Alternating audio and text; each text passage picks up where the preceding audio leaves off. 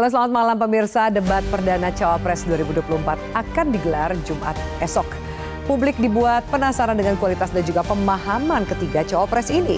Tentu saja pada saat debat publik lebih menginginkan adu gagasan dibandingkan sekedar gimmick atau drama semata. Lalu siapa yang terbaik di antara ketiganya? Semua itu akan terjawab ketika mereka saling berlaga di atas panggung debat. Itu yang akan kami sajikan dalam editorial pada malam hari ini, Debat Menguak Drama. Bersama saya, Afiani Malik.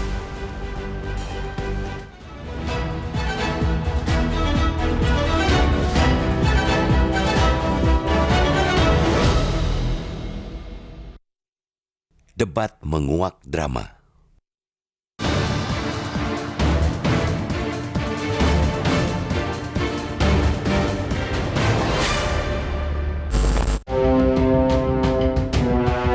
Ajang debat perdana calon wakil presiden Jumat 22 Desember ini amat dinanti-nanti para calon pemilih. Publik penasaran seperti apa isi kepala Muhaimin Iskandar, Gibran Rakabuming Raka, dan Mahfud MD. Apakah benar bahwa Muhaimin cukup siap? Apakah nyata bahwa Mahfud MD akan mudah menjalani debat? Apakah fakta bahwa Gibran yang kerap menghindari debat bakal membalikkan keadaan? Semua akan terjawab ketika ketiganya berada di atas panggung.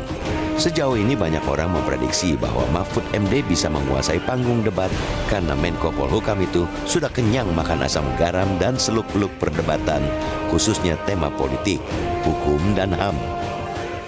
Juga Muhaimin diperkirakan akan bisa mengomunikasikan gagasan dan menjawab setiap sanggahan serta pertanyaan dengan santai dan tuntas. Rekam jejaknya sebagai aktivis, ketua umum partai politik, wakil ketua DPR, dan menteri diyakini publik bisa menaklukkan panggung debat. Tapi untuk Cawapres Gibran, banyak orang meremehkannya. Putra sulung Presiden Joko Widodo itu dinilai under capacity dan tidak terbiasa dengan pertarungan gagasan. Wajar bila banyak orang berpikiran seperti itu, karena Gibran memang kerap memasang muka linglung saat ditanya sejumlah hal. Ia sering menjawab pertanyaan jurnalis dengan jawaban pendek 3 hingga 4 kalimat. Dia menghindari tantangan naik panggung debat yang digelar kampus, lembaga kajian, maupun televisi swasta. Tidak mengherankan bila di sana-sini Gibran dipandang sebelah mata. Banyak meme bernada mengejeknya bertaburan di media sosial. Apalagi setelah Gibran salah mengatakan asam folat dengan asam sulfat untuk dikonsumsi ibu hamil. Ia pun menjadi bulan-bulanan. Tapi beragam sikap dan penampilan tersebut amat kontras dengan jejak digital yang pernah dilalui dan dilakukan Cawapres nomor 2 itu. Saat memaparkan visi misi dalam debat Pilkada Surakarta tahun 2020 misalnya, Gibran mampu menyampaikannya dengan lugas dan lancar dalam waktu 3 menit. Begitu juga ketika ia diwawancarai seorang jurnalis di acara bincang-bincang dalam rangka 1 tahun perjalanannya sebagai wali kota Surakarta. Gibran menjawab semua pertanyaan dengan logika yang runtut dan argumentatif. Pun pula kala Gibran bersilaturahim di Ponpes Asyakofa, Jakarta, ia mampu menjawab pertanyaan spontan yang cukup kritis dari santriwati bernama Najwa. Gibran fasih menjelaskan tentang Creative Hub, ekosistem digital untuk menggerakkan ekonomi, konsep restrukturisasi kredit UMKM, hingga isu digital farming. Jawaban-jawaban spontan itu jelas menandakan Gibran tidak seremeh yang dikira. Bahkan ia seperti sedang memainkan sandiwara under capacity untuk mengecoh publik dan lawan-lawan debatnya. Apalagi debat Pilpres kedua ini bertemakan hal-hal yang sudah digeluti Gibran. Maka sah-sah saja bila ada yang curiga Gibran memang memainkan sandiwara itu. Dia bertopeng agar dianggap anak ingusan yang tidak tahu apa-apa. Dia berkedok agar lawan debat dan publik terkecoh, sehingga dia seperti menang debat dan ratingnya naik. Sekali lagi, jangan terkecoh. Publik telah terkecoh oleh Joko Widodo. Dia berkata tidak cawe-cawe, netral dalam Pilpres. Faktanya, tidak demikian. Masa publik pun mau terkecoh lagi oleh sandiwara anaknya yang jadi cawapres?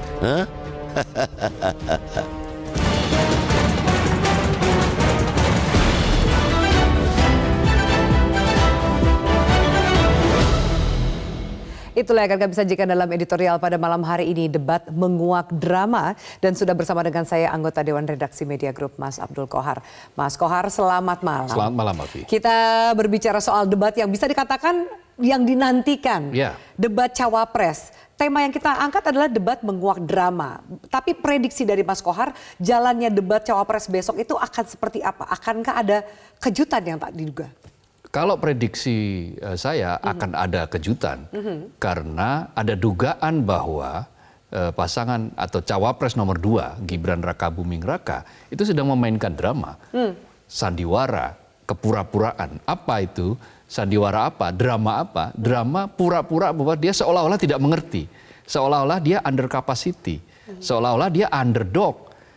Ya, sehingga orang tertipu daya pada penampilan dia yang hanya menjawab pertanyaan jurnalis dengan 3-4 kalimat, sudah ya, sudah nggih. Irit lah gitu ya bicaranya. Bicara menghindari debat-debat yang digelar oleh kampus, oleh lembaga-lembaga, analis, yang semuanya memang temanya kebetulan lebih banyak tema ke politik, hukum. Tema yang bukan menjadi wilayahnya Gibran. Yang wilayah Gibran apa? Apakah tema besok soal ekonomi menjadi wilayah Gibran? Setidak-tidaknya adalah tema tentang ekonomi kreatif misalnya. Ekonomi digital. Itu adalah wilayah yang sudah digeluti Gibran sejak lama. Dan dari jejak digital, Afi, kita bisa melihat sebetulnya bagaimana Gibran itu mampu menjawab berbagai pertanyaan dengan lancar, argumentatif, dan dia sangat fasih berbicara, katakanlah misalnya menjelaskan tentang Creative Hub. Apa itu Creative Hub, bagaimana cara menempuhnya, dan apa dampaknya terhadap ekonomi. Sangat lancar.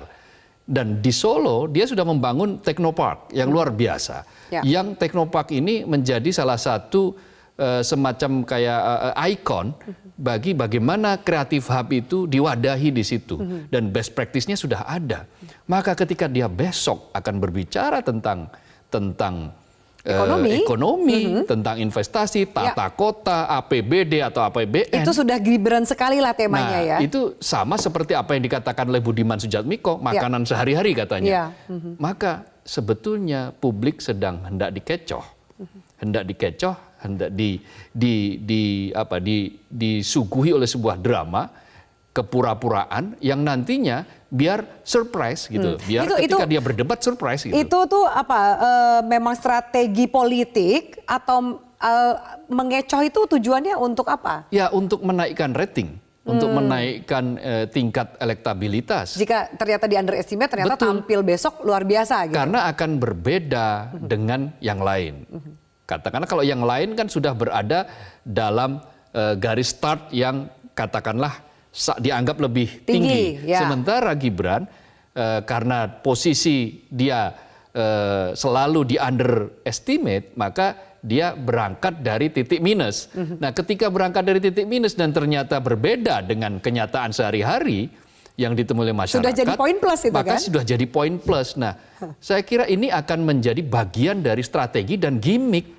Ini juga bisa jadi kita katakan sebagai gimmick dong. Ke soal gimmick. Nah, gimmick bahwa ya dia memainkan berada dalam posisi yang tidak mengerti, anak ingusan. Biarlah itu menjadi drama yang kemudian dianggap bahwa dia betul-betul anak ingusan yang tidak tahu apa-apa. Dia memanfaatkan, mengkapitalisasi berbagai hal itu dan akhirnya menjadi kejutan barangkali besok seperti itu. Oke, Mas Qohar, kita simak seperti apa penjelasan atau pernyataan dari para cawapres mengenai persiapan debat esok hari. Kita simak bersama. Yang kita lakukan ya sama-sama memperdalam visi misi kita yang sudah tertulis itu. Nah, mungkin nanti H-1 saya harus ketemu Mas Anies untuk menyamakan persepsi agar apa yang menjadi tema-tema yang saya sampaikan seirama dengan pemahaman Mas Anies tentang visi misi yang sudah tertulis itu. Kemarin Kota Solo juga sempat kita yang makro-makro aja. persiapan sejauh ini seperti apa, Mas? Nggak ada yang mau dibawa, Mas, kan Solo banyak keberhasilannya nih, Mas, selama 2 tahun ini. Nggak ada yang mau dipaparkan. Ya, terima kasih ya, kita jalan dulu ya. pokoknya kalau saya ditanya apa saja nanti saya jawab sesuai pengetahuannya. Namanya kan debat itu bukan ujian disertasi ya. Ditanya kemampuan menangkap masalah. Kalau saya siap itu nanti kalau tidak ditanya itu gimana? Dari penjelasan para cawapres yang akan berlaga besok, bagaimana tingkat confident dari atau tingkat kepercayaan diri dari masing-masing Ya cawapres? terlihat bahwa gimmick yang dimainkan oleh Gibran sama. Dia ditanya oleh wartawan, dia hanya menjawab dengan 3 sampai 4 kalimat. Kebetulan tadi 3 kalimat kan. Sampai dihitung ya Mas Kohar ya? Sampai saya hitung karena apa? Sering kali dan sudah ya saya jalan dulu. Nggih, sampun nggih, Ya. pakai bahasa Atau Jawa. terima kasih ya. Atau terima kasih ya. Dia hanya menjawab misalnya yang makro-makro saja. Tetapi coba para pemirsa itu lebih jeli lagi untuk melihat jejak digitalnya melalui YouTube yang sudah beredar di beberapa event. Yang terakhir ketika dia berkunjung ke Asakofah misalnya, ketika ada seorang santriwati bernama Najwa menanyakan hal-hal yang sangat kritis, dia sangat fasih menjelaskan dan dia sangat lancar menjelaskan. Oke. Apalagi namanya kalau bukan drama itu. Mas Kohar, kita harus jeda. Nanti kita akan bahas, kita lanjutkan pembahasan ini usai jeda. Berarti apakah kemudian dari penjelasan di segmen 1 ini, pembahasan soal ekonomi besok yang paling siap adalah Gibran? Kita lanjutkan usai jeda. Tetaplah bersama kami.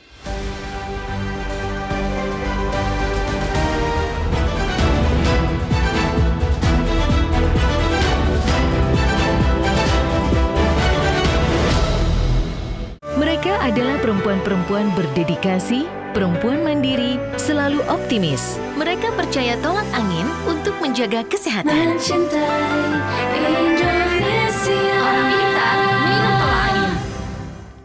Mitsubishi X-Force. Everything you wish for is no longer imagination. Confidently enjoying every action. Mitsubishi X-Force. Infinite excitement. Dunia terus berputar. Begitu banyak hal yang berakhir, namun banyak juga yang kembali dalam bentuk baru, memberi harapan baru. Seperti botol plastikmu yang dapat menjadi barang baru lagi melalui gerakan ekonomi sirkular nasional Le Mineral. Kini, plastik tidak lagi menjadi sampah, namun terus berputar dengan dipilah dan didaur ulang menjadi baru. Semua bisa mengambil peran penting dalam perputaran itu dari hulu ke hilir. Mulai dari kamu yang memilah sampah dari rumah, pemulung yang mengumpulkannya, hingga pekerja pabrik yang mendaur ulang. Bersama gerakan ekonomi sirkular nasional Le Mineral, mari jadikan botol plastikmu jadi baru lagi.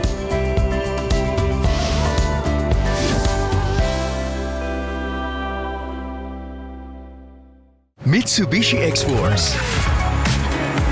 Bring joy to life.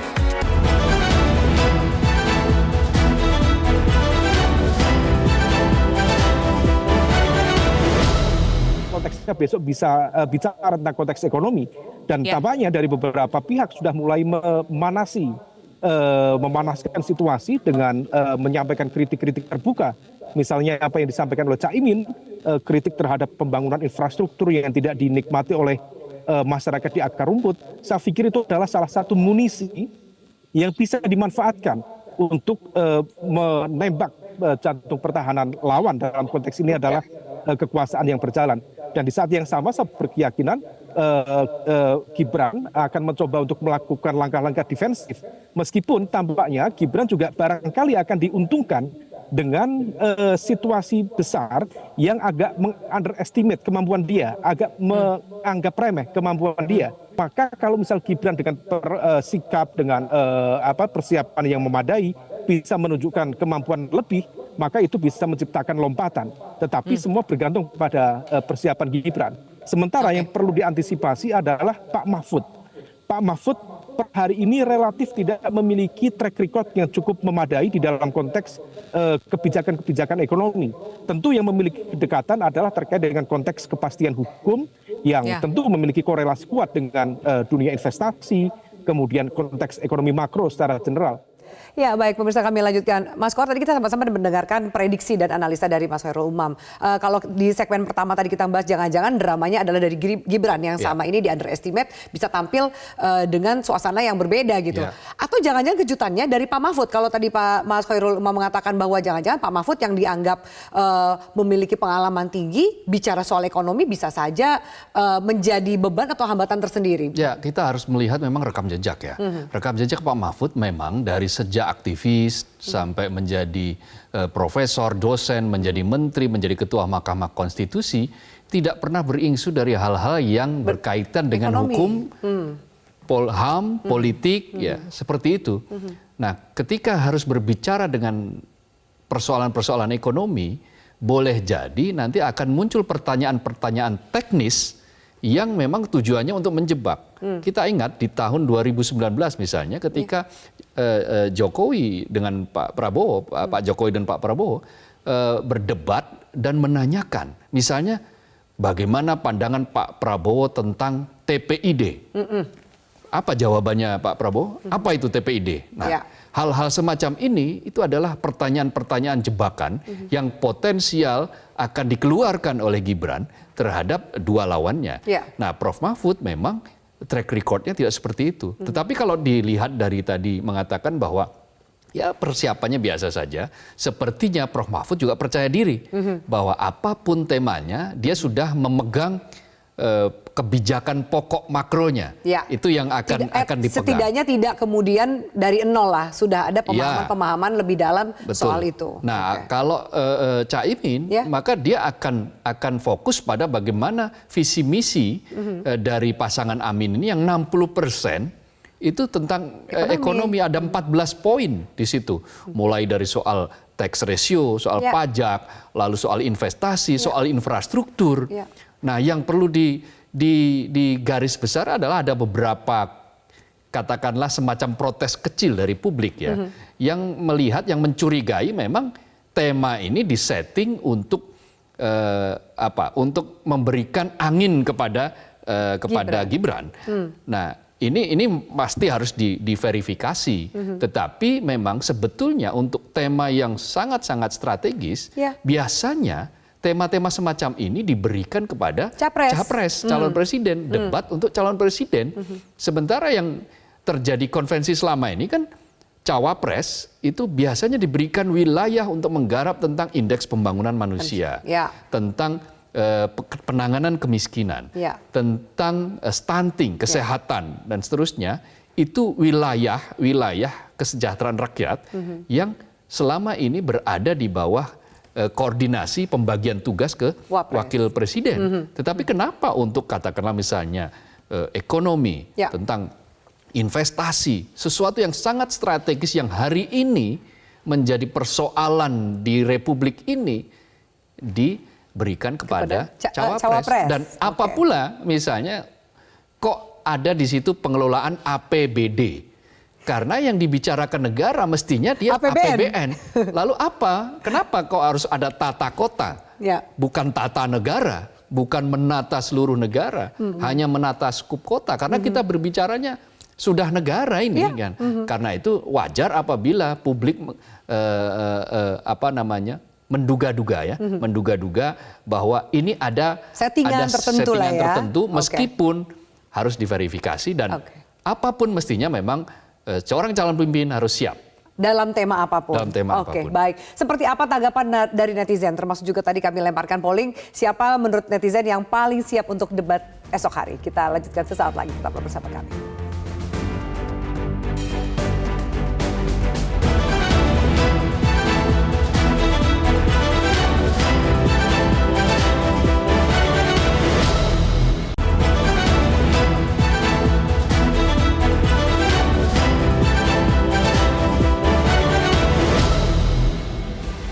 Dan seperti apa hasil polling yang kami lakukan di aplikasi X Metro TV? Pertanyaannya, siapakah yang akan menguasai debat cawapres besok dengan tema ekonomi? Lah, ini justru dari hasil polling kita Caimin yang 54% mendapat suara kira-kira dari netizen akan menguasai debat esok hari.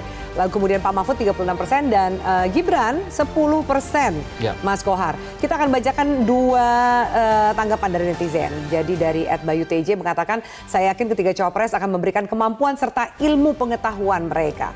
Ada satu lagi komentar dari Jadira Dahayu, jangan tertipu, awas jangan tertipu. Gibran pelangap longo itu hanya persona. Wong dia dapat fasilitas pendidikan terbaik kok. Bahkan kuliah di luar negeri maksudnya. Yeah. Minimal wawasannya pasti luas. Jadi sebenarnya juga netizen sudah memprediksi, wah jangan-jangan ada kejutan dari Gibran yang selama ini dinilai sebagai underdog gitu. Ya, Mas kenapa Kohar? netizen misalnya mengatakan bahwa Caimin akan menguasai, background Caimin sebagai Menteri Tenaga Kerja itu bersinggungan erat dengan soal investasi, soal industri manufaktur, bagaimana kemampuan industri manufaktur dalam menyerap tenaga kerja, hubungan antara Investasi pengusaha, kemudian pekerja, tripartit ya, dengan pemerintah itu sudah dikuasai oleh Caimin, oleh Gus Imin. Tentu ini akan lebih mudah, apalagi di visi misi pasangan nomor urut 1 itu sudah sangat detail. Manualnya ada 14 tema dan itu sangat menyentuh berbagai hal termasuk infrastruktur. Barangkali mungkin yang harus diselaraskan adalah soal ekonomi digital. Nah, akan menghadapi tantangan-tantangan seperti itu. Masyarakat maka wajar harus... kalau kemudian publik menilai Caimin akan dominan lah seperti ini. Akan menguasai ya. Masyarakat akan harus berpegang seperti apa dalam melihat dan menikmati lah jalannya debat besok. Intinya adalah jangan terkecoh oleh drama yang dimainkan siapapun. Karena kita sudah pernah terkecoh ketika Presiden Jokowi mengatakan tidak akan cawe-cawe, akan netral. Faktanya kan tidak demikian. Tetap cawe-cawe dan beberapa hal ya mengumpulkan ketua umum partai politik yang berada di satu kubu itu kan berarti tidak netral. Nah ini adalah sebuah tanda bahwa publik jangan terkecoh, dalami, betul-betul dalami apa visi misi, jangan melihat dari gimmick dan persona, tetapi lihat apa yang dibawa, gagasan yang dibawa oleh para calon ini ya. Oke, baik. Terima kasih banyak Mas Kohar. Kita ikuti seperti apa jalannya debat besok. Siapa yang akan memberikan kejutan dan pemirsa terima kasih banyak atas atensi Anda. Kita akan jumpa esok hari. Selamat malam, sampai jumpa.